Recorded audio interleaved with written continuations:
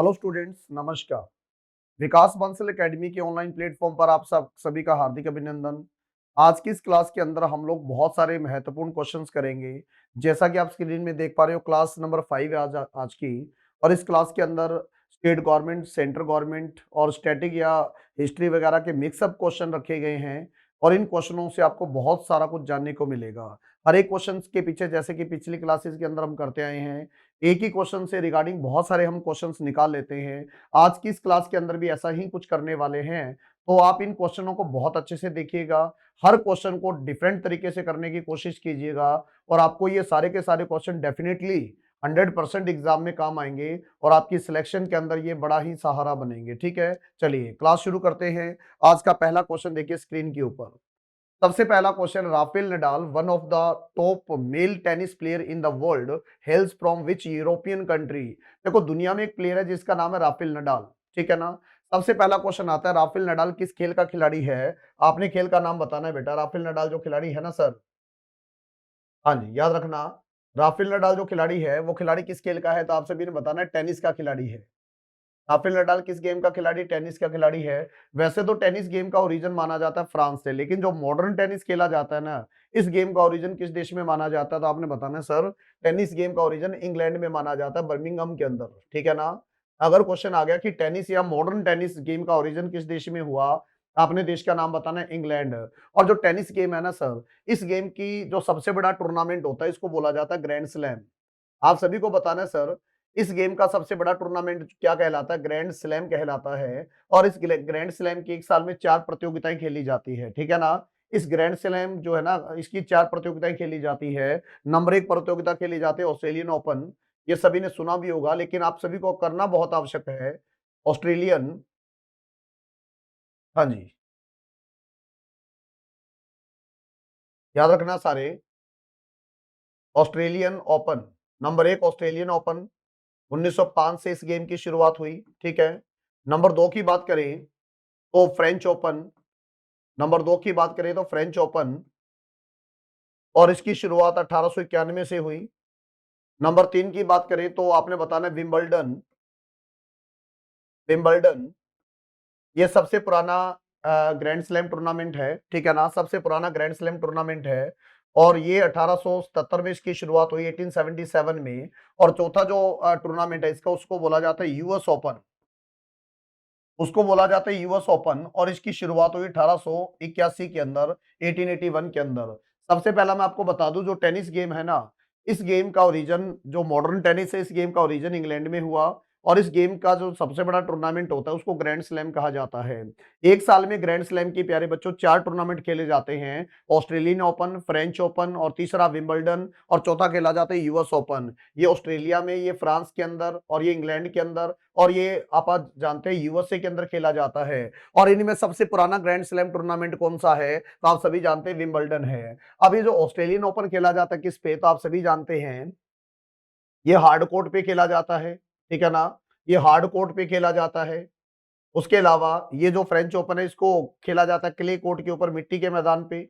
इसको clay court पे खेला जाता है। और उसके अलावा विंबलडन को खेला जाता है ग्रास कोर्ट पे, घास के मैदान पे, ग्रास कोर्ट पे खेला जाता है। और यूएस ओपन को खेला जाता है हार्ड कोर्ट पे। ठीक है ना। यूएस ओपन को किस पे खेला जाता है? हार्ड कोर्ट पे। तो आपने बताना है सर, 4 ग्रैंड स्लैम प्रतियोगिताएं हैं, और सबसे बड़ा टूर्नामेंट ही ग्रैंड स्लैम होता है। और सबसे पुराना ग्रैंड स्लैम प्रतियोगिता कौन सी है? आपने बताना विंबलडन। कब शुरुआत हुई? 1877। और ये किस पे खेली जाती है? तो आपने बताना सर, ग्रास कोर्ट पे खेली जाती है। हार्ड कोर्ट पे कौन सा? Australian open. और हार्ड कोर्ट पे कौन सा बेटा? आपने बताना यूएस ओपन। तो 2 हार्ड कोर्ट पे, एक क्ले कोर्ट पे, एक ग्रास के मैदान पे खेला जाता है। अब जो फ्रेंच ओपन है ना सर, फ्रेंच ओपन, ये क्ले कोर्ट पे खेला जाता है। ठीक है, ये खेला जाता है क्ले कोर्ट के ऊपर। और क्ले कोर्ट के ऊपर जो फ्रेंच ओपन खेला जाता है, इस क्ले कोर्ट के ऊपर खेलने का सबसे बड़ा अनुभव किस पर्सन को है? राफेल नडाल को है।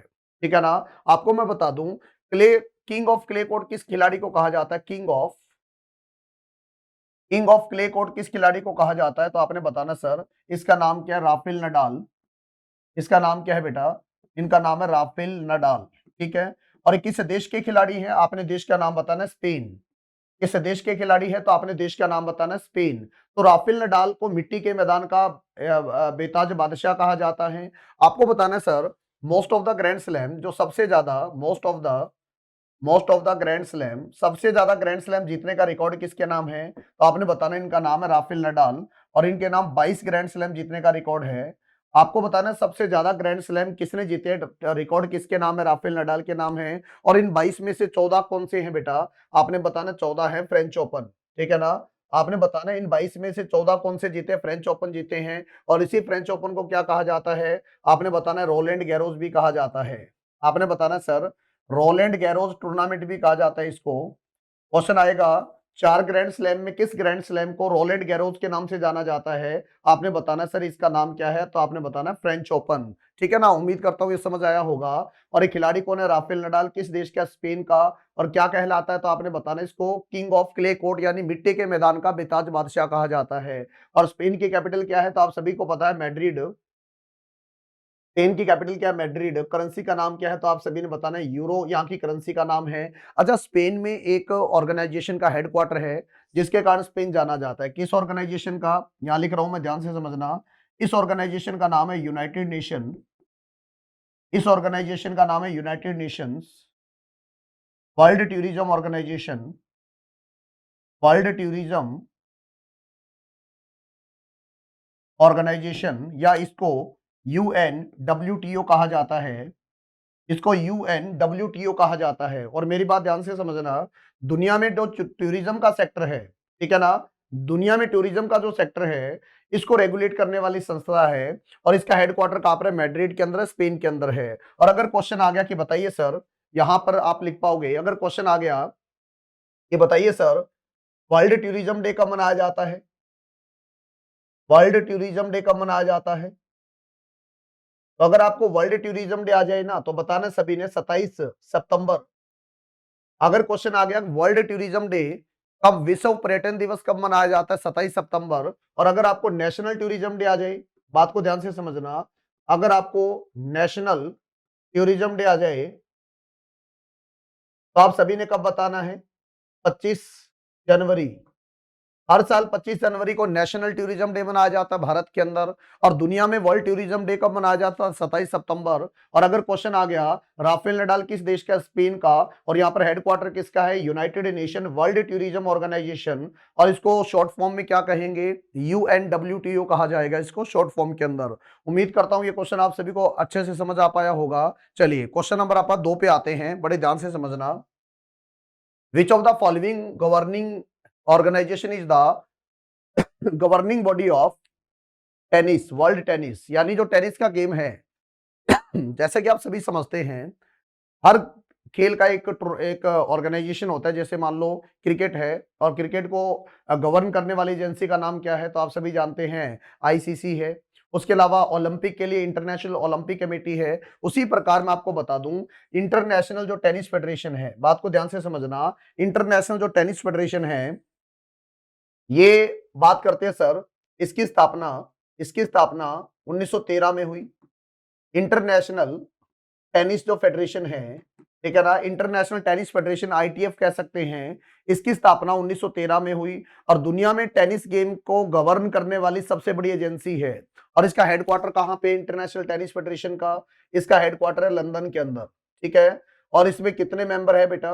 आपने बताना सर 211 नेशंस इसके एसोसिएट है। 211 जो नेशंस है इसके मेंबर है। 211 जो देश है वो इसके क्या है बेटा? मेंबर। आप सभी ने ध्यान से रखना है, ठीक है ना। और इसकी ऑफिशियल लैंग्वेज क्या है? इसकी जो ऑफिशियल लैंग्वेज क्या है, इसकी आधिकारिक भाषा क्या है? इसकी ऑफिशियल लैंग्वेज है बेटा इंग्लिश, ठीक है ना। और आप सभी को पता है अगर कभी भी आपको इंग्लिश लैंग्वेज डे आ जाए कब मनाया जाता है?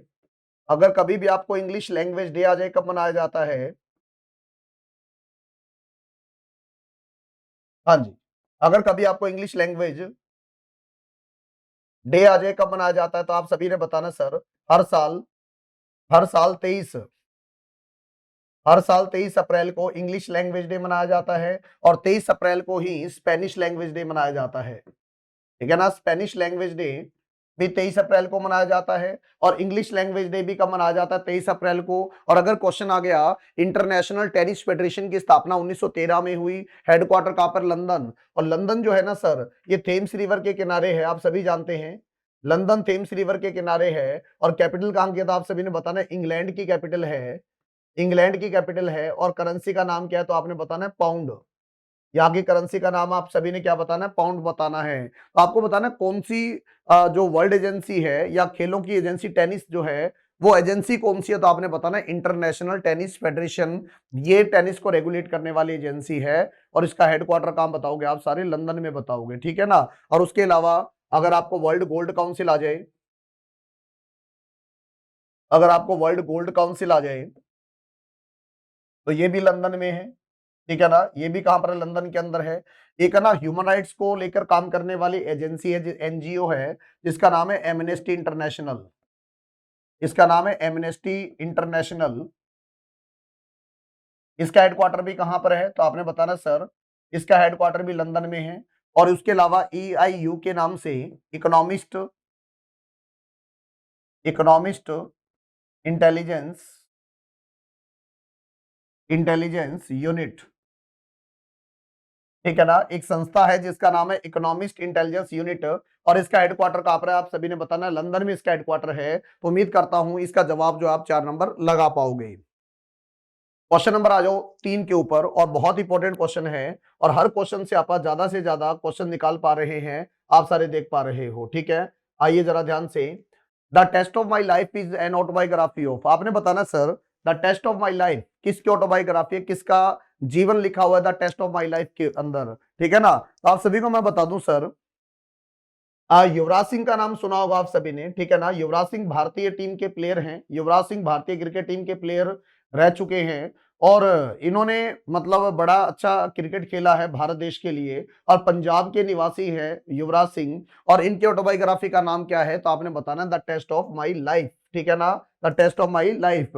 आपने गारफील्ड सोबर्स का नाम सुना होगा, सबसे पहले इनके बारे में जान लेते हैं। बात करते हैं sir Garfield Sobers, West Indies के खिलाड़ी थे गारफील्ड सोबर्स, ठीक है ना।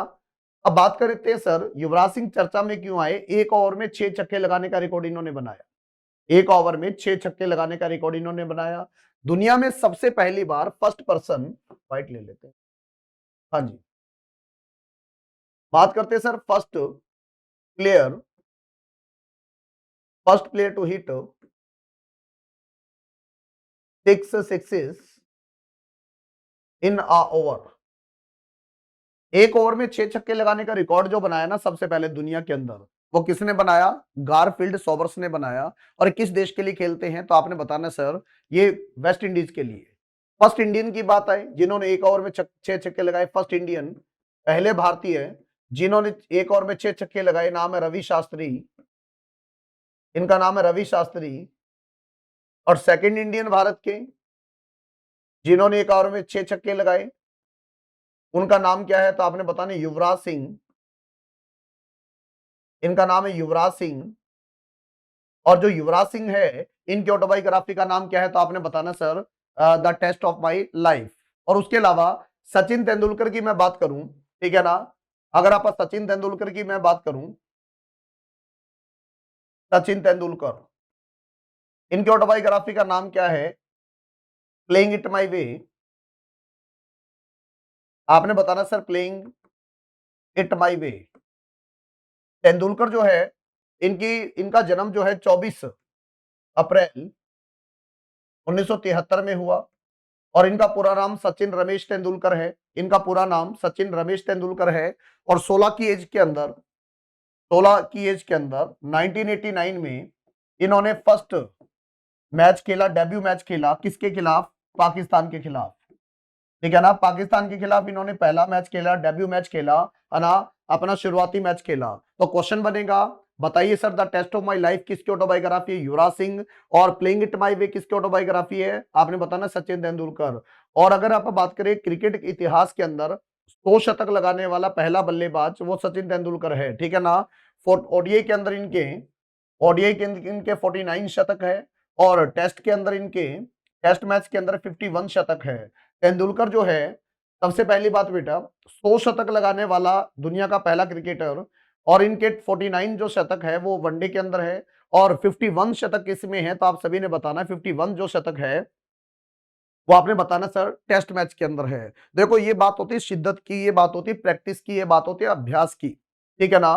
और इनके शुरुआती दिनों के अंदर भी बड़ी इन्होंने समस्याएं देखी, तकलीफें देखी, ठीक है ना। लेकिन एक पेशेंट के साथ आगे बढ़ते गए, एक अच्छे उम्मीद के साथ आगे बढ़ते गए, और आज देखो क्रिकेट का भगवान इनको कहा जाता है, ठीक है ना। तो तभी तो कहा जाता है ना कि मतलब कोई भी कैसे भी परिस्थितियां आए, आपने अपने आप को बनाए रखना है, ठीक है ना। आपने अपने आप को बनाए रखना है, और लोग तो जो कहेंगे वो कहते रहेंगे, लेकिन आपने अपने टैलेंट पे विश्वास करना है।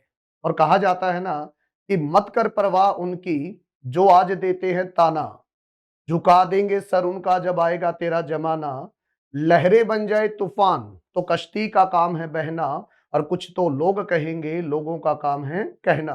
तो वो तो अच्छा करोगे तो भी कहेंगे, बुरा करोगे तो भी कहेंगे, ठीक है ना। लेकिन आपका एक लक्ष्य होना चाहिए, और उस लक्ष्य को पार करके उस लक्ष्य के तरफ बढ़ते जाओ। बाकी आप जिंदगी लोगों की परवाह मत करो, ठीक है ना। आइए जरा इसका जवाब आएगा बेटा गिवन क्वेश्चन का युवराज सिंह। चलिए आगे बढ़ते हैं नेक्स्ट क्वेश्चन पे। India observes good governance day on the birth anniversary of. आपको बताना सर गुड गवर्नेंस डे या सुशासन दिवस या अच्छा प्रशासन दिवस, है ना। सरकार अच्छा काम कर रही है लोगों को, इसको बोला जाता है गुड गवर्नेंस। और ये डे कब मनाया जाता है, मेरी बात ध्यान से सुनो। सबसे पहली बात, ये जो गुड गवर्नेंस डे है ना, गुड गवर्नेंस डे, ये मनाया जाता है हर साल 25 दिसंबर। क्यों मनाया जाता है 25 दिसंबर? आपको पता होना चाहिए 25 दिसंबर 1924 को भारत के प्रधानमंत्री अटल बिहारी वाजपेयी का जन्म हुआ था। अटल बिहारी वाजपेयी जी का जन्म हुआ था। और ये पहले ऐसे नॉन कांग्रेसी लीडर थे जो सबसे लंबे टाइम तक प्रधानमंत्री रहे, नरेंद्र मोदी से पहले। और उसके अलावा अगर आप बात करें, यूएनओ में हिंदी में भाषण देने वाले पहले भारतीय थे अटल बिहारी वाजपेयी। और इनका जन्म हुआ का बेटा 25 दिसंबर 1924 को। और एक अच्छे शासन की कल्पना करते थे। आज इनका जन्मदिन हर साल 25 दिसंबर को गुड गवर्नेंस डे के रूप में मनाया जाता है। जवाब इसका क्या आएगा? 3 नंबर। इनका जन्म कहां पर हुआ? मध्य प्रदेश के अंदर। अच्छा, इनके नाम पर कुछ क्वेश्चंस आते हैं। नंबर 1 क्वेश्चन क्या आता है, आपको बताना है सर, एकाना स्टेडियम जो है, एक स्टेडियम है जिसका नाम है एकाना स्टेडियम। ये एकाना स्टेडियम कहां पर है? तो आप सभी ने बताना। ये स्टेडियम है आपका लखनऊ के अंदर, ठीक है ना। सिटी ऑफ नवाब, नवाबों का शहर लखनऊ, ठीक है ना। इसका जो ये स्टेडियम है एकाना स्टेडियम, और इस स्टेडियम का नाम बदला गया है। नाम बदलकर इसका क्या किया गया है? इसका नाम बदलकर अटल बिहारी वाजपेयी, इसका नाम बदलकर अटल बिहारी वाजपेयी। हर क्वेश्चन को बहुत अच्छे से करना, ठीक है ना। अटल बिहारी वाजपेयी एकाना स्टेडियम इसका नाम कर दिया गया है।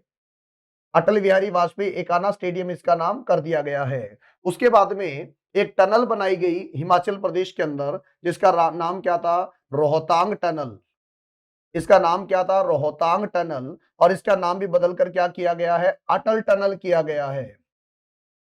इसका भी नाम बदलकर क्या किया गया? अटल टनल किया गया है। और इनका जन्मदिन हर साल 25 दिसंबर को गुड गवर्नेंस डे के रूप में मनाया जाता है, या सुशासन दिवस के रूप में मनाया जाता है। उसके बाद में बात करते हैं सर एपीजे अब्दुल कलाम। इनके बारे में तो सब जानते होंगे।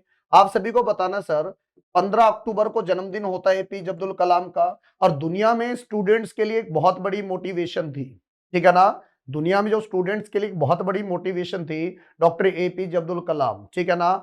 हर वो स्टूडेंट जो इनको पढ़ता है वो इनको भगवान मानता है, क्योंकि ऐसी कंडीशन से निकले थे जिन कंडीशन में घर में गरीबी ज्यादा थी। तो इन्होंने कहा कि अगर आप अपनी गरीबी को देकर ये कहते हो कि मैं गरीब होने के वजह से नहीं पढ़ पाया, तो जस्ट एक एक्सक्यूज है, ठीक है ना। आप बराबर मेहनत करो, आप कामयाब हो जाओगे। और इसका सबसे बड़ा एग्जाम्पल अपने सामने डॉक्टर एपीजे अब्दुल कलाम साहब है, ठीक है ना।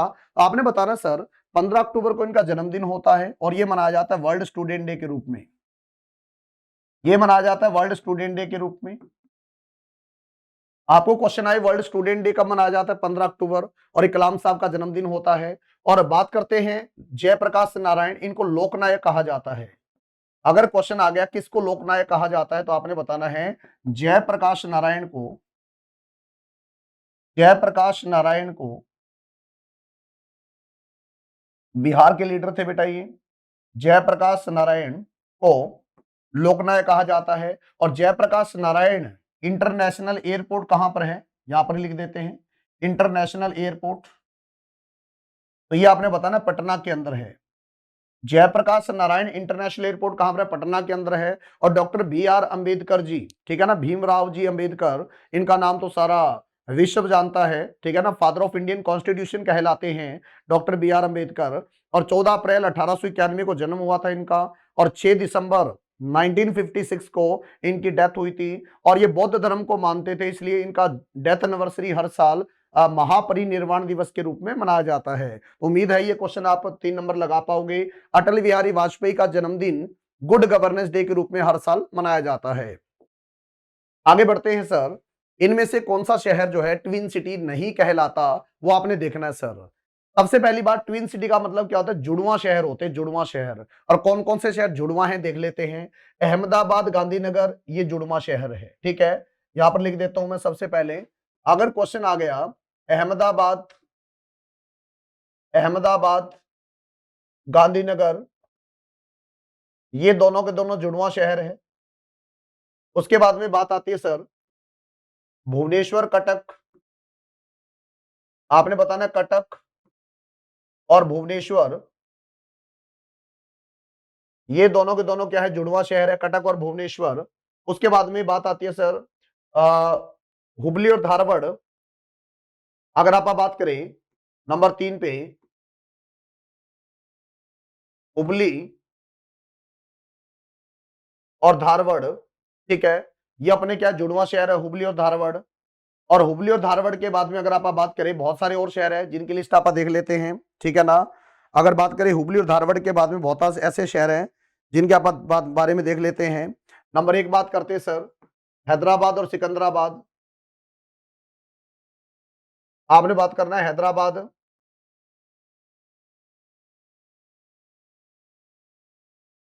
आपने बताना सर हैदराबाद और सिकंदराबाद।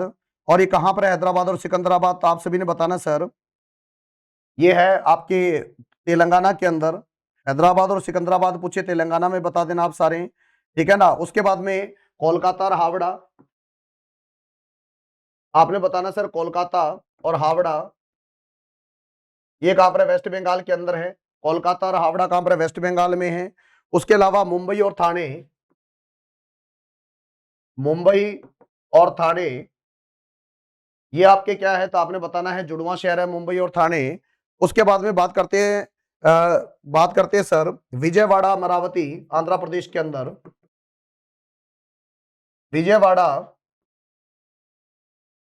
और अमरावती, तो ये सारे के सारे जुड़वा शहर है। तो आपने बताना सर बिल्कुल सटे हुए शहर है, जुड़वा शहर है। अहमदाबाद और गांधीनगर आपको पता है गुजरात में है, ठीक है ना। हुबली और धारवाड़ आपके कर्नाटका में है। लेकिन त्रिशूर एंड तिरुवल्ला ये जुड़वा शहर नहीं है। और जवाब इसका क्या नंबर आएगा? 3 नंबर। कटक और भुवनेश्वर जुड़वा शहर है। उसके अलावा बात करते हैं सर हैदराबाद, सिकंदराबाद जुड़वा शहर है। कोलकाता, हावड़ा सब जानते हैं जुड़वा शहर है। उसके अलावा मुंबई और थाने बिल्कुल सटे हुए जुड़वा शहर है। और आंध्र प्रदेश में विजयवाड़ा और अमरावती ये जुड़वा शहर है। इनको आपने बहुत अच्छे से करना है। और इसका जवाब क्या नंबर आएगा बेटा? 3 नंबर इसका जवाब आएगा। आगे बढ़ते हैं नेक्स्ट क्वेश्चन पे। Who is the first Indian to get the ISSF blue cross ISSF? देखो जरा ध्यान से, आपको मैं बता दूं सबसे पहले आईएसएसएफ होता क्या है, ठीक है। आईएसएसएफ है क्या, इसके बारे में सबसे पहले जानो। इंटरनेशनल, इसका फुल फॉर्म है इंटरनेशनल, ध्यान से लिखना सारे। इंटरनेशनल शूटिंग, शूटिंग होता है निशानेबाजी। इंटरनेशनल शूटिंग स्पोर्ट्स फेडरेशन इसका फुल फॉर्म है। हाँ जी, याद रखना इंटरनेशनल शूटिंग स्पोर्ट्स फेडरेशन। दुनिया के अंदर जो शूटिंग का गेम होता है ना, निशानेबाजी का गेम होता है, इस गेम को रेगुलेट करने वाली संस्था कौन सी है? आप सभी ने बताना है आईएसएसएफ। अब जो आईएसएसएफ है इसका हेडक्वार्टर कहां पर है? आप सभी ने बताना है सर मुनिच के अंदर है। इसका हेडक्वार्टर मुनिच नामक शहर के अंदर है। और मुनिच कहां पर है सर? आप सभी ने बताना है मुनिच जर्मनी नामक देश के अंदर। जर्मनी जो देश है इसमें एक शहर है। और जर्मनी की कैपिटल क्या है? तो आप सभी ने बताना है बर्लिन है। और करेंसी का नाम क्या है? तो आप सभी ने बताना है यूरो, यहाँ की करेंसी का नाम है। अब बात ध्यान से सुनो, सबसे पहले जर्मनी के बारे में जान लो आप। जर्मनी में सबसे पहले तो किसके लिए जाना जाता है? Adolf Hitler. आपने एक तानाशाह का नाम सुना होगा, एडोल्फ हिटलर। एडोल्फ हिटलर, ठीक है ना, जिसकी पार्टी का नाम क्या था? नाजी था। एडोल्फ हिटलर की पार्टी का नाम नाजी था, ठीक है ना। और इनको फ्यूरर भी कहा जाता है। इनको फ्यूरर भी कहा जाता है, नाजी इनकी पार्टी का नाम था, और इनकी ऑटोबायोग्राफी का नाम क्या है? तो आपने बताना सर, एडोल्फ जो हिटलर है, इनकी ऑटोबायोग्राफी का नाम है मीन कैम्प, मेरा संघर्ष, या मीन कैम्प इनको बोला जाता है। अगर क्वेश्चन आ गया कि बताइए सर, एडोल्फ हिटलर की ऑटोबायोग्राफी का नाम क्या है? मीन कैम्प, पार्टी का नाम नाजी जर्मनी, और जर्मनी के लिए जाने जाते हैं, ठीक है। दूसरी बात, बर्लिन में एक संस्था का हेडक्वार्टर है जिसका नाम है ट्रांसपेरेंसी इंटरनेशनल। इस संस्था का नाम है ट्रांसपेरेंसी इंटरनेशनल। बड़े ध्यान से सुनना, ये जो ट्रांसपेरेंसी इंटरनेशनल है ना, ये इस संस्था का हेडक्वार्टर कहां पर है? बर्लिन के अंदर है। लेकिन ये संस्था मैं क्यों करवा रहा हूं? दुनिया में एंटी करप्शन को लेकर काम करती है संस्था, ठीक है ना। ट्रांसपेरेंसी का मतलब क्या होता है? पारदर्शिता। और पारदर्शिता का मतलब ही क्या हुआ प्यारे बच्चों? पारदर्शिता का मतलब हुआ बिल्कुल फेयर, नीट एंड क्लीन, बिल्कुल फेयर एंड स्क्वेयर, यानी बिल्कुल साफ सुथरा काम होना, यानी करप्शन फ्री वर्ल्ड होना, ठीक है। और इसका हेडक्वार्टर कहां पर है? बर्लिन के अंदर है। अब बात करते हैं सर, आईएसएसएफ के अंदर एक टैग दिया जाता है, एक टाइटल दिया जाता है जिसको बोला जाता है ब्लू क्रॉस। आपने बताना है दुनिया का वो लेजेंड खिलाड़ी, ठीक है ना, जिसका शूटिंग में बहुत बड़ा नाम हो और जिसने शूटिंग में बहुत अच्छी अच्छी अचीवमेंट्स हासिल की हो, उस पर्सन को एक अवार्ड दिया जाता है, और इस अवार्ड का नाम क्या है? ब्लू क्रॉस बेटा। तो आपने बताना ब्लू क्रॉस अवार्ड ये किस फील्ड में दिया जाता है? शूटिंग फील्ड में दिया जाता है, और किस संस्था के द्वारा? इंटरनेशनल शूटिंग स्पोर्ट्स फेडरेशन के द्वारा। और इसका हेडक्वार्टर कहां पर है? मुनिच। और मुनिच कैपिटल का, मुनिच किस देश में है? जर्मनी के अंदर है। और जर्मनी की कैपिटल बर्लिन, करेंसी का नाम क्या है? यूरो है। और ये टाइटल मिलने वाला पहला भारतीय पर्सन कौन है? तो आपने बताना सर, इसका नाम है अभिनव बिंद्रा। अगर क्वेश्चन आ गया कि बताइए सर, क्योंकि शूटिंग का खिलाड़ी राहुल द्रविड़ क्रिकेट का है, सचिन तेंदुलकर क्रिकेट के हैं, सानिया मिर्जा खिलाड़ी आप सभी जानते हैं, टेनिस की खिलाड़ी है, लॉन टेनिस की। तो बीच में एक ही ऑप्शन बचता है अपने पास, अभिनव बिंद्रा। और इनको आईएसएसएफ ब्लू क्रॉस अवार्ड मिला है, पहले भारतीय जिनको शूटिंग का जो सबसे बड़ा टैग होता है, टाइटल होता है, जिसका नाम क्या है? ISSF blue cross award. और ये मिलने वाले को ना अभिनव बिंद्रा। और इनकी ऑटोबायोग्राफिक, और अभिनव बिंद्रा के नाम एक रिकॉर्ड है क्या बेटा? First first Indian first Indian to win, पहले भारतीय जिन्होंने जीता an individual gold medal, an individual gold medal at Olympic, in Olympic. आपको मैं बता दूं, ओलंपिक में भारत को आज तक 10 गोल्ड मेडल मिले हैं। 10 में 8 गोल्ड मेडल दिलवाए हैं भारत को हॉकी ने, ठीक है ना। और एक नौवां जो गोल्ड मेडल है ना, वो दिलवाया है अभिनव बिंद्रा ने। तो अभिनव बिंद्रा ने जो गोल्ड मेडल जीता 2008 में बीजिंग ओलंपिक के अंदर, 2008 में चाइना की कैपिटल बीजिंग में एक ओलंपिक हुआ, ठीक है ना। और बीजिंग में 10 मीटर जो एयर राइफल है, 10 मीटर एयर जो राइफल है, इसके अंदर इन्होंने क्या किया? गोल्ड मेडल जीता। तो इनसे पहले कोई भी इंडिविजुअल गोल्ड मेडल नहीं आया था।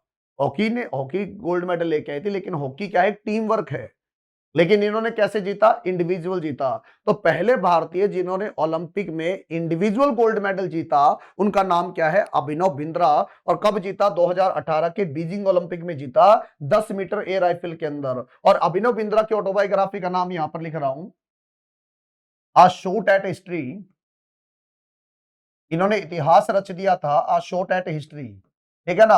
और ये जो ब्लू फ्लैग कब मिला इनको? ब्लू क्रॉस 2018 में मिला। ब्लू क्रॉस कब मिला इनको? 2018 में मिला। और ओलंपिक गोल्ड मेडल कब जीता? 2008 में जीता।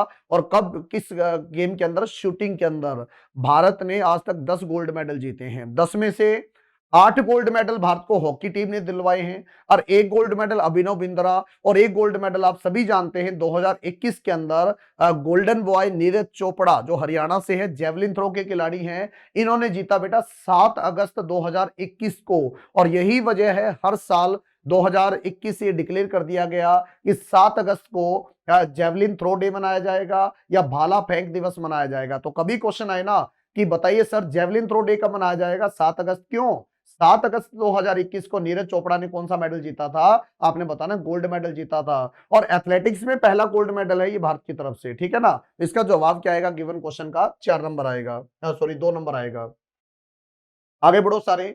Where is the Sultan Azlan Shah Cup held every year? ठीक है, बड़ा अच्छा क्वेश्चन है सुल्तान अजलान शाह कप का, बहुत अच्छे से आपने देखना है सर। आपको मैं बता दूं, सुल्तान अजलान शाह जो कप है, हॉकी का टूर्नामेंट है ये हॉकी का टूर्नामेंट है। और 1983 से ये शुरू हुआ था, लेकिन ये बाइनियल था, यानी बात करते सर 2 सालों में एक बार होता था, ठीक है ना। लेकिन बात आती है सर 1998 से ये एनुअल होने लगा, 1998 से एनुअल होने लगा। और सुल्तान अजला, बहुत बार ये क्वेश्चन एग्जाम में आता है, मैं फिर बता दूं आपको, जितने भी क्वेश्चन करवाए जा रहे हैं एक से एक ज्यादा इंपॉर्टेंट क्वेश्चन है, ठीक है ना। आपने बताना सर 1998 से एनुअल यानी हर साल खेला जाने लगा, और ये मलेशिया में खेला जाता है, मलेशिया, ये खेला जाता है मलेशिया। और मलेशिया की कैपिटल आप सभी जानते हैं सर, कुआलालंपुर है। मलेशिया की कैपिटल क्या है? कुआलालंपुर है। और करेंसी का नाम क्या बताओगे आप? रिंगिट बताओगे। करेंसी का नाम क्या बताओगे आप? रिंगिट बताओगे। और यहाँ पर हर साल सुल्तान अजलान शाह कप खेला जाता है। सबसे ज्यादा बार अगर विन की बात करें ना, 10 बार जीता है इसको ऑस्ट्रेलिया ने, सबसे ज्यादा बार। अगर क्वेश्चन आ गया सबसे ज्यादा बार किसने जीता? ऑस्ट्रेलिया ने। उसके बाद में बात आती है अपने प्यारे भारत की, और प्यारे भारत ने इसको 5 बार जीता है, ठीक है ना। और उसके बाद में बात आती है सर पाकिस्तान की, और पाकिस्तान ने इसको 3 बार जीता है। सुल्तान अजलान शाह कप हॉकी का टूर्नामेंट है, मलेशिया में हर साल खेला जाता है। और इसको सबसे ज्यादा बार जीता किसने? तो आपने बताना ऑस्ट्रेलिया ने। और 5 बार किसने जीता? इंडिया ने। और 3 बार किसने जीता? तो पाकिस्तान ने जीता है। और मलेशिया की कैपिटल का नाम कुआलालंपुर, और करेंसी का नाम रिंगिट। एक बात और ध्यान में रखना, अगर क्वेश्चन आए कि सर बताइएगा बैडमिंटन वर्ल्ड फेडरेशन का हेडक्वार्टर कहां पर है? बैडमिंटन वर्ल्ड फेडरेशन, जिसको BWF कहा जाता है, तो ये कुआलालंपुर के अंदर है। यानी दुनिया में बैडमिंटन गेम को रेगुलेशन करने वाली संस्था का नाम है बैडमिंटन वर्ल्ड फेडरेशन, BWF। इसका हेडक्वार्टर है कुआलालंपुर के अंदर।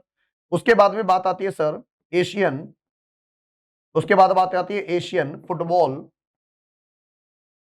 Football confederation. अच्छे से करना ये सारे क्वेश्चन। एशियन फुटबॉल कॉन्फेडरेशन, जिसको AFC कहा जाता है, ये भी कहां पर है? कुआलालंपुर के अंदर है। उसके अलावा अगर आप बात करें AFC के बाद में एशियन हॉकी फेडरेशन, अगर बात करें एशियन हॉकी फेडरेशन, इसका हेडक्वार्टर भी कहां पर है? कुआलालंपुर के अंदर है, ठीक है ना। और कुआलालंपुर कैपिटल कहां की है? मलेशिया। और करेंसी का नाम आप सभी ने क्या बताना है? रिंगिट बताना है। और इसका जवाब क्या आएगा? सुल्तान अजलान शाह कप कहां खेला जाता है? मलेशिया में खेला जाता है। और जवाब क्या लगाओगे? 1 number. The award given to the best coach among coaches of the different games is known as। आपने बताना सर एक कोच को दिया जाने वाला सबसे बेस्ट अवार्ड कौन सा है जो कोच को दिया जा सकता है, ठीक है।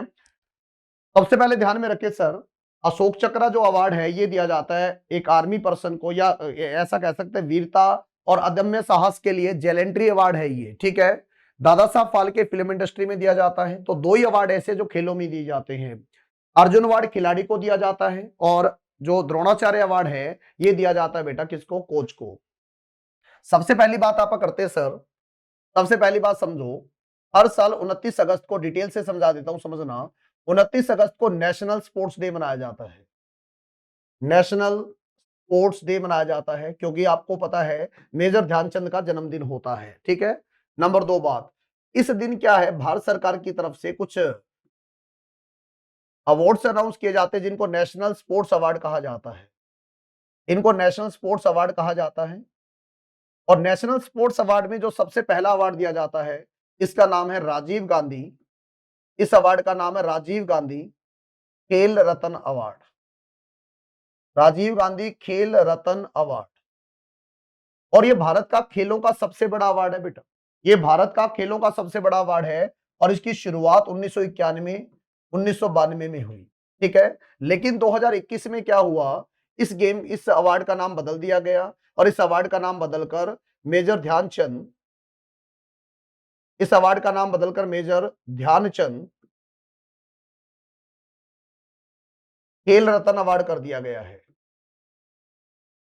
मेजर ध्यानचंद खेल रत्न अवार्ड कर दिया गया है। यह भारत का खेलों का सबसे बड़ा अवार्ड है, और इसमें 25 लाख रुपए दिए जाते हैं, ठीक है ना। इसमें 25 लाख रुपए दिए जाते हैं, याद रखना। दूसरी बात, दूसरा जो अवार्ड दिया जाता है उसका नाम है द्रोणाचार्य अवार्ड। द्रोणाचार्य अवार्ड। आप एक बात देख पा रहे हो कि लगातार हम ज्यादा से ज्यादा मैटर करने का कोशिश कर रहे हैं, जिससे ये क्लास आपके लिए फायदेमंद हो, ठीक है ना, और थोड़ा सा आप डिफरेंस पैदा कर सके दूसरे यूट्यूब चैनल से, कि आप हर चीज को एक अच्छे वे से करवाएं और हर जो पॉइंट ऑफ व्यू है वो स्टूडेंट के फायदे के लिए हो, ठीक है। देखो जरा, द्रोणाचार्य अवार्ड दिया जाता है कोच को, एक कोच को दिया जाता है बेस्ट कोचिंग के लिए, और इस अवार्ड की शुरुआत 1985 से हुई, 1985। वैसे तो बहुत बड़ा टॉपिक है ये, ठीक है ना, लेकिन आप द्रोणाचार्य अवार्ड तक इसको सीमित रखते हैं। सबसे पहली बात करते हैं सर, द्रोणाचार्य अवार्ड की शुरुआत 1985 से हुई और सबसे पहले ये 3 लोगों को दिया गया, ठीक है ना। बात करते हैं 3 लोग कौन कौन से। नंबर 1 भालचंद्र, भालचंद्र, आपने बताना सबसे पहले जो दिया गया,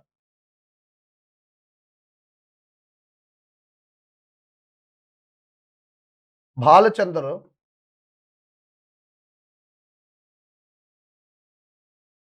भास्कर भागवत को दिया गया।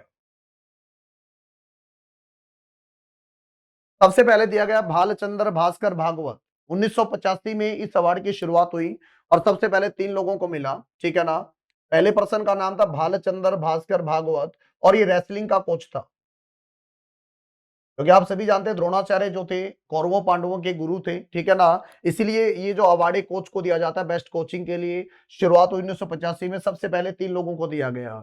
नंबर 1 बात, भालचंद्र भास्कर भागवत को दिया गया। दूसरा ओम प्रकाश, दूसरा लिखेंगे ओम प्रकाश भागवत को, ओम प्रकाश भारद्वाज को दिया गया, ओम प्रकाश भारद्वाज को दिया गया। और ये किसके कोच है, बॉक्सिंग के कोच है ओम प्रकाश भारद्वाज, ठीक है। और नंबर 3 ओम नाम्बियार,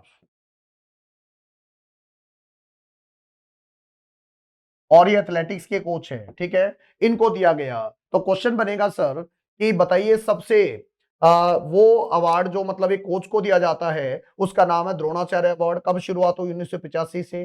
अर्जुन अवार्ड की शुरुआत 1961 से हुई, याद रखना, ठीक है ना। और दादा साहब फाल्के अवार्ड ये 1969 से दिया जाना शुरू किया गया। फिल्म इंडस्ट्री का भारत का सबसे बड़ा अवार्ड है, ठीक है। चलिए, उसके बाद में the serum institute of India launch the oral polio vaccine in, मेरी बात ध्यान से सुनो, ये जो पोलियो होता है ना, पोलियो, ठीक है, पोलियो एक वायरस के कारण होता है जिसका नाम है पोलियोमाइलिटिस वायरस, इसका नाम है पोलियोमाइलिटिस वायरस, ठीक है। अमेरिका में बहुत ज्यादा फैला। इसकी खास बात क्या होती है, इस ये इंसान को क्या कर देता है, विकलांग कर देता है, पैरालाइज कर देता है, ठीक है ना। तो ये बहुत बड़ी समस्या थी। तो फिर जॉन साल्क ने इसकी वैक्सीन बनाई। जॉन साल्क नामक एक बायोलॉजिस्ट था, ठीक है ना, इसने क्या बनाई, इसकी वैक्सीन बनाई। और इसी के कारण हर साल 24 अक्टूबर को पोलियो डे मनाया जाता है। पोलियो डे हर साल 24 अक्टूबर को मनाया जाता है। उसके अलावा अगर आप बात करें, भारत में 16 मार्च 1995 को इसकी वैक्सीन शुरू हुई, ठीक है ना, पोलियो वैक्सीन शुरू हुई, पोलियो वैक्सीन, ठीक है, शुरू हुई। और आपने बताना सर इसी वजह से 16 मार्च को, इसी वजह से 16 मार्च को नेशनल वैक्सीनेशन डे मनाया जाता है। 16 मार्च को नेशनल वैक्सीनेशन डे मनाया जाता है। नेशनल वैक्सीनेशन या राष्ट्रीय टीकाकरण दिवस कह सकते हैं इसको, ये मनाया जाता है 16 मार्च को। लेकिन बात आती है भारत में सीरम इंस्टीट्यूट ऑफ इंडिया है, ठीक है ना। सबसे पहली बात तो कोरोना के चलते इसका नाम बड़ा चर्चा में रहा। आपको मैं बता देता हूं sir, serum institute of India 1966 में इसकी स्थापना हुई और इसका हेडक्वार्टर है पुणे के अंदर, पुणे महाराष्ट्र में है। और पुणे मुल्ला और मुत्ता रिवर के किनारे है, याद रखना, पुणे मुल्ला और मुत्था रिवर के किनारे है। और पुणे में इसका हेडक्वार्टर है सीरम इंस्टीट्यूट ऑफ इंडिया। और दुनिया में सबसे ज्यादा वैक्सीन डोज बनाने का रिकॉर्ड इसके नाम है। वर्ल्ड का सबसे बड़ा इंस्टीट्यूट है जो वैक्सीन का डोज बनाता है। तो अगर क्वेश्चन आ गया दुनिया में सबसे ज्यादा वैक्सीन डोज बनाने का रिकॉर्ड किसके नाम है, सीरम इंस्टीट्यूट ऑफ इंडिया के नाम है। साइरस पूनावाला ने इसकी स्थापना करी। तो इसके जो एमडी और चेयरमैन है वो तो साइरस पूनावाला है, और इसका बेटा अदार पूनावाला इसका क्या है बेटा, सीईओ है। और सीरम इंस्टीट्यूट ऑफ इंडिया का हेडक्वार्टर कहां पर है, पुणे। पुणे कहां पर है, महाराष्ट्र। और इसी ने क्या किया था, सन 2013 में ओरल वैक्सीन बनाई थी पोलियो की, है ना, मुंह में जो बूंद डाली जाती है, ओरल जो वैक्सीन बनाई थी आपके पोलियो की, तो किसने बनाई थी, आप सभी ने बताना sir, serum institute of India. Headquarter इसका कहां पर है, पुणे महाराष्ट्र के अंदर है। और अगर बात आती है ना पुणे, यहां पर अगर आप बात करें नेशनल इंस्टीट्यूट ऑफ वायरोलॉजी भी है, नेशनल इंस्टीट्यूट ऑफ वायरोलॉजी। देखो वायरोलॉजी वो इंस्टीट्यूट है जहां पर वायरस की स्टडी की जाती है। भारत सरकार का नेशनल इंस्टीट्यूट ऑफ वायरोलॉजी कहां पर है, आप सभी ने बताना है पुणे। और वायरोलॉजी जहां पर वायरस की स्टडी की जाती है, ठीक है ना। उसके अलावा पुणे को सिटी ऑफ यूनिवर्सिटीज कहा जाता है, सिटी ऑफ यूनिवर्सिटीज कहा जाता है, क्योंकि भारत का एकमात्र ऐसा शहर है पुणे जहां पर 10 यूनिवर्सिटीज है, ठीक है ना। तो क्वेश्चन आएगा सिटी ऑफ यूनिवर्सिटीज, ये पुणे को कहा जाता है। और सीरम इंस्टीट्यूट ऑफ इंडिया, दुनिया में सबसे ज्यादा वैक्सीन डोज बनाने का रिकॉर्ड किसके नाम है, सीरम इंस्टीट्यूट ऑफ इंडिया के नाम है। और इन्होंने ही 2013 के अंदर क्या बनाया, तो सभी ने बताना, पोलियो का ओरल वैक्सीन बनाया। और पोलियो की वैक्सीन बनाई किसने वैसे, जॉन साल्क ने। और पोलियो डे कब मनाया जाता है, 24 अक्टूबर। पोलियो किस वायरस के कारण होता है, पोलियो माइलिटिस वायरस के कारण पोलियो होता है। ये सारा आप डेटा अच्छे से करोगे। How many windows are there on the outside walls of Hawa Mahal of Jaipur. Jaipur का जो हवा महल है, ठीक है ना, आपने बताना सर 1799 के अंदर, बात को ध्यान से समझना, 1799 के अंदर, 1700 लिखोगे, 1799 के अंदर जो सवाई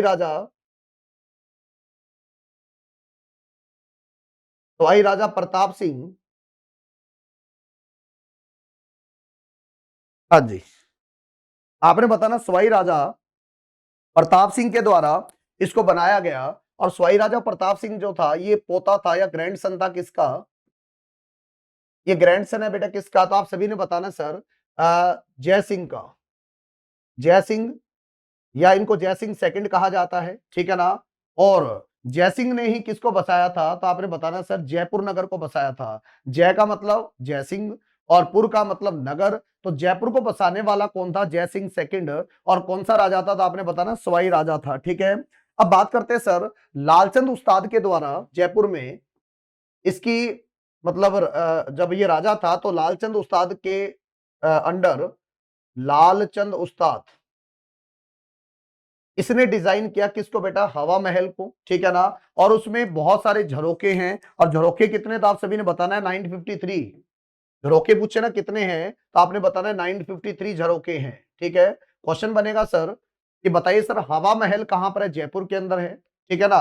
किसने बनवाया, तो आपने बताना सवाई राजा प्रताप सिंह ने बनवाया। डिजाइन किसने किया इस हवा महल को, तो आपने बताना सर लालचंद उस्ताद ने इसको डिजाइन किया। इसमें झरोखे कितने हैं, झरोखे मतलब इसमें जो खिड़कियां कितनी हैं, आपने बताना है 953, इसमें क्या है, खिड़कियां हैं, जिसके द्वारा कोई भी राजा वगैरह गुजरता तो उसको फिर मतलब झरोखे से रानियां देखा करती थी, ठीक है ना। और उसके अलावा अगर आप बात करें, जयपुर को बोला जाता है पिंक सिटी ऑफ इंडिया। अगर आप बात करें जयपुर को पिंक सिटी बोला जाता है, pink city. Paris of India भी बोला जाता है, पेरिस ऑफ इंडिया भी बोला जाता है जयपुर को, ठीक है। और उसके अलावा एक बैंक है जिसका नाम है एयू स्मॉल फाइनेंस बैंक, एक बैंक है जिनका नाम है एयू स्मॉल फाइनेंस बैंक। इसका हेडक्वार्टर भी कहां पर है, जयपुर के अंदर है। अगर आपको एयू स्मॉल फाइनेंस बैंक आज जयपुर बताना है, और खिड़कियां कितनी है हवा महल के अंदर, 953 खिड़कियां हैं, यानी विंडोज है, ठीक है। और बनवाया किसने, आपने बताना है सवाई राजा प्रताप सिंह ने 1799। और किसका पोता था, जय सिंह सेकंड का। और जय सिंह ने किसकी स्थापना करी, तो आप सभी ने बताना सर जय सिंह ने स्थापना करी जयपुर की बेटा, जय सिंह सेकंड, ठीक है। अंबेर का राजा था। आगे बढ़ते हैं sir, the first regional rural bank was establish in India in the year. मैं आपको बता दूं जो आरआरबी है ना, ग्रामीण बैंक, आपने बताना सबसे पहले ग्रामीण बैंक की स्थापना एक कमेटी की रिकमेंडेशन पे हुई जिसको नरसिम्हन कमेटी कहा जाता है, नरसिम्हन कमेटी कहा जाता है, ठीक है। और भारत में पहला आरआरबी, भारत में फर्स्ट आरआरबी की स्थापना कब हुई, आपने बताना है सर इसकी स्थापना हुई आ, हाँ जी, याद रखना इसकी स्थापना हुई 2 अक्टूबर 1975। और इसका नाम क्या था, प्रथमा ग्रामीण बैंक था। इसका नाम क्या था, प्रथमा ग्रामीण बैंक था। और ये प्रथमा ग्रामीण बैंक कहां पर है सर, यूपी के अंदर है, यूपी के अंदर है। अभी भारत में टोटल कितने आरआरबी हैं, टोटल 43 आरआरबी है एट प्रेजेंट, ठीक है ना। अभी भारत में कितने आरआरबी है, 43 आरआरबी हैं। और प्रथमा ग्रामीण बैंक उत्तर प्रदेश में बना कब बेटा, 1975 2 अक्टूबर। और ये भारत का पहला ग्रामीण बैंक था। और किस कमेटी की सिफारिश पे बना, नरसिम्हन कमेटी की सिफारिश पे बना। आरआरबी एक्ट कब आया, रीजनल रूरल बैंक एक्ट कब आया? आपने बताना 1976 में आया। अगर 1976 में 1976 के अंदर, ठीक है ना, आरआरबी एक्ट 1976 में आया। और अगर शेयर होल्डिंग की बात करें ना, आरआरबी में शेयर होल्डिंग की बात करें तो आरआरबी में 3 प्रकार की शेयर होल्डिंग होती है बेटा। एक तो सेंट्रल गवर्नमेंट का 50% हिस्सेदारी होती है, ठीक है। उसके बाद में स्टेट गवर्नमेंट, इनकी हिस्सेदारी होती है 15%। फिर होता है बेटा स्पॉन्सर बैंक, और स्पॉन्सर बैंक की हिस्सेदारी कितनी होती है बेटा? 35%। अगर रेशियो पूछ ले तो सेंटर का 50% बता देना, स्टेट का 15% बता देना, स्पॉन्सर का 35% बता देना। अब भारत का पहला आरआरबी 1975 में बना, और इसका नाम क्या था? प्रथमा ग्रामीण बैंक। और एट प्रेजेंट कितने आरआरबी है भारत में? 43 है। और आरबीआई को अगर बात करें, आरआरबी को सुपरवाइज कौन करता है तो बताना है नाबार्ड। अगर क्वेश्चन आए कि बताइए सर सुपरविजन किसकी होती है, तो नाबार्ड की होती है। नाबार्ड की सुपरविजन होती है किस पर बेटा? आरआरबी पर। जवाब क्या आएगा इसका? 3 number. When was the Eden garden stadium Kolkata establish? मैं आपको बता दूं, भारत का जो पहला क्रिकेट ग्राउंड था ना, भारत का सबसे पुराना जो क्रिकेट ग्राउंड है, इसका नाम है ईडन गार्डन। तभी तो इसको भारत में क्रिकेट का मक्का कहा जाता है, ठीक है ना। जैसे लॉर्ड्स का मैदान है, उसको क्रिकेट का मक्का कहा जाता है, उसी प्रकार भारत में क्रिकेट का मक्का किसको कहा जाता है? आपने बताना है ईडन गार्डन को कहा जाता है। ईडन गार्डन कब बना? 1864 में बना, ठीक है ना। हालांकि ये तो बात क्लियर नहीं है, थोड़े से इसमें कई मतलब इतिहास मिलता है कि इसका नाम ईडन गार्डन क्यों पड़ा। कोई तो गार्डन का नाम लेते हैं, कुछ मतलब अलग अलग पर्सन्स के नाम पे इसका नाम रखा जाता है, लेकिन ये थोड़ा थोड़ा विवादित है, इसलिए इस पे ज्यादा ध्यान नहीं देंगे। और इतना ध्यान देना जरूरी है कि भारत में क्रिकेट का सबसे पुराना ग्राउंड जो है वो कौन सा है बेटा? तो आपने बताना है ईडन गार्डन है। और ईडन ईडन गार्डन कब बना? 1864 में। कहां पर है सर? कोलकाता में है, ठीक है ना। भारत का सबसे ओल्डेस्ट एंड सेकंड लार्जेस्ट अगर बात करें, ये इंडिया का ओल्डेस्ट और सेकंड लार्जेस्ट, ये जो नरेंद्र मोदी स्टेडियम है, या जिसको आप मोटेरा स्टेडियम कहते हैं, उसके बाद सेकंड लार्जेस्ट स्टेडियम है जिसका नाम है ईडन गार्डन। और कब बना? 1864 के अंदर। बहुत बार ये क्वेश्चन आ चुका है, ठीक है। और स्टेडियम है कहां पर? कोलकाता। और कोलकाता को महलों का शहर या कल्चरल कैपिटल ऑफ इंडिया कहा जाता है। कोलकाता को कल्चरल कैपिटल ऑफ इंडिया के नाम से जाना जाता है। अगर क्वेश्चन आ जाए cultural capital of India Kolkata को कहा जाता है, तो जवाब इसका क्या आएगा? 4 नंबर आएगा। What is the height of the statue of unity that is located in Gujarat? आपको मैं बता दूं, स्टैच्यू ऑफ यूनिटी जो है, इसको अच्छे से करेंगे। स्टैच्यू ऑफ यूनिटी, सबसे पहले तो आप सभी एक बात जानो, स्टैच्यू ऑफ जो यूनिटी है, इसको मतलब कंस्ट्रक्शन शुरू हुई थी 31 अक्टूबर 2013, और कंस्ट्रक्शन कंप्लीट हुई थी 30 अक्टूबर 30 अक्टूबर, याद रखना सारे, 30 अक्टूबर 2018। और इनॉग्रेशन कब किया गया, यानी इसका उद्घाटन कब किया गया? 31 अक्टूबर 2018, ठीक है। ये वर्ल्ड का टॉलेस्ट स्टैचू है, वर्ल्ड का टॉलेस्ट यानी सबसे ऊंचा स्टैचू है, दुनिया का सबसे ऊंचा बुत है। और इस ये किसकी फोटो लगी हुई है? तो आपने बताना सरदार, ये फोटो लगी हुई है सरदार वल्लभ भाई पटेल, सरदार वल्लभ भाई पटेल का स्टैचू है, ठीक है। और इसकी हाइट कितनी है? आपने बताना 182 मीटर है। इसकी हाइट कितनी? 182 मीटर है। डिजाइनर कौन है इसके? आपने बताना सर, इसके डिजाइनर का नाम है राम वी सूतर, या राम वांजी सूत्र कह सकते हैं, राम वी सूतर या राम वांजी सूत्र कह सकते हैं। क्वेश्चन आएगा ना, स्कल्पचर का नाम क्या है या इसके डिजाइनर का नाम क्या है? आपने नाम बताना है बेटा। इसका नाम है राम वी सूतर, ठीक है ना। इसका नाम है राम वी सूतर, इसके डिजाइनर का नाम। उसके बाद में बात आती है सर, ये कहां पर बना हुआ है? गुजरात में बना हुआ है। गुजरात में नर्मदा डिस्ट्रिक्ट के अंदर, नर्मदा डिस्ट्रिक्ट में केवड़िया नामक एक जगह है, और इसके पास एक आइलैंड है जिसका नाम है साधु बेट आइलैंड। इसका नाम है साधु बेट आइलैंड। इसी आइलैंड पर बना हुआ है क्या बेटा? स्टैच्यू ऑफ यूनिटी, यानी एकता का बुत, और दुनिया का सबसे ऊंचा स्टैच्यू है, ठीक है। अब इसको स्टैच्यू ऑफ यूनिटी क्यों कहते हैं, तो आप सभी जानते हैं आजादी के बाद भारत की जो प्रिंसली स्टेट थी या जो रियासतें थी वो अलग अलग बट गई, और सरदार वल्लभ भाई पटेल ने क्या किया, इनको मतलब बातचीत करके, डरा धमका के, या जैसे भी इनको एग्री करके भारत में मिलाया और पूरे भारत को एक किया, ठीक है ना। इसलिए इनका जो जन्मदिन होता है, सरदार वल्लभ भाई पटेल का जन्म है 31 अक्टूबर 1875 को हुआ, और इनका जन्मदिन हर साल आपने बताना है नेशनल यूनिटी डे के रूप में मनाया जाता है।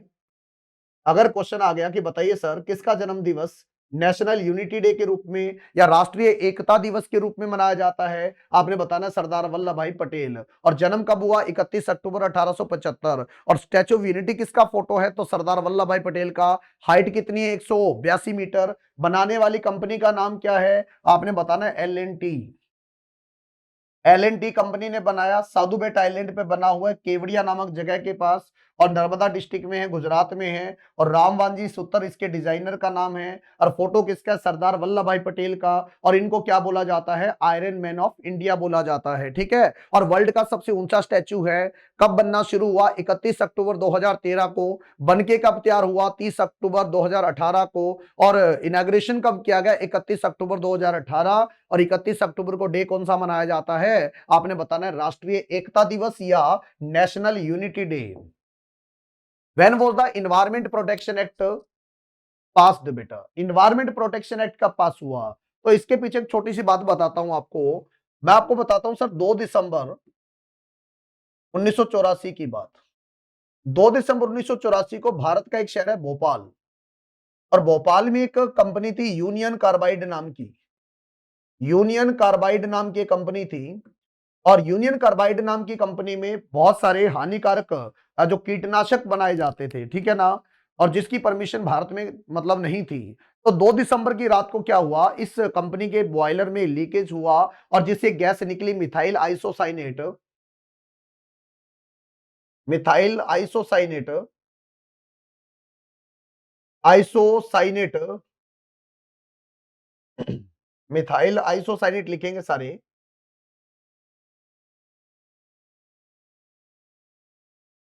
मिथाइल आइसोसाइनेट, इस गैस का रिसाव हुआ, जिसके कारण एक ही रात में प्राइवेट सूत्रों के हिसाब से तो लगभग 25-30 हजार लोग मारे गए, और सरकारी एजेंसी में थोड़ा डेटा कम था, ठीक है ना।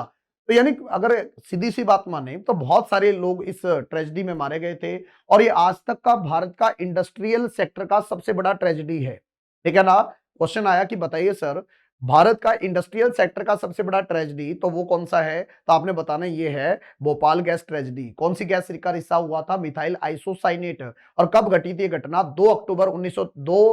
अगर आप बात करें दिसंबर, अक्टूबर नहीं बेटा, 2 दिसंबर 1984 को। इसी वजह से 2 दिसंबर को एक डे मनाया जाता है, कौन सा, इस डे का नाम है national pollution control day. National pollution control day, ठीक है। और ये कब मनाया जाता है, 2 दिसंबर को। फिर आया बेटा इन्वायरमेंट को रेगुलेट करने के लिए इन्वायरमेंट प्रोटेक्शन एक्ट। तो अगर क्वेश्चन आ गया कि बताइए सर इन्वायरमेंट प्रोटेक्शन एक्ट कब पास किया गया, तो ये पास किया गया 1986 के अंदर।